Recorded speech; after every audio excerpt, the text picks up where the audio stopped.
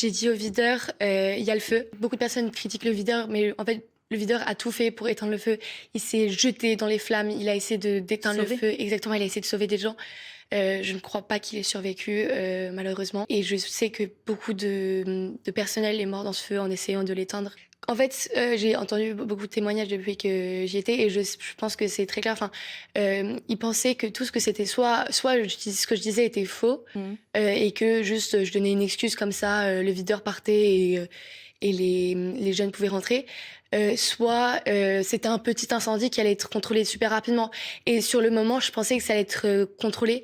Mais il y a quand même une partie de moi qui me disait c'est pas normal. J'ai Témoin vu de ça? un homme en feu Mmh. qui a cassé une vitre et qui a sauté par la... Enfin, c'était apocalyptique, c'était un film d'horreur. Enfin, Mmh. c'est vraiment le genre de truc qu'on voit dans des films de...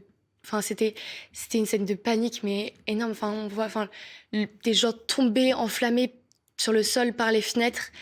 Et enfin, j'ai une amie qui devait, en fait, elle avait pris un manteau pendant la panique qui n'était pas le sien. Et même si je pense que ça servait à rien, elle voulait absolument le mettre aux objets trouvés. Parce qu'il y avait des affaires personnelles dedans, il y avait des clés, il y avait plein d'affaires. Et quand elles y sont retournées, enfin, il y en a une qui a vu un homme qui marchait devant elle et qui est tombé, la peau du torse arrachée, les cheveux en feu, les veines noires, qui convulsaient et qui vomissaient. Oui, Des images ouais, ouais. traumatisantes sans doute qu'il faudra du temps.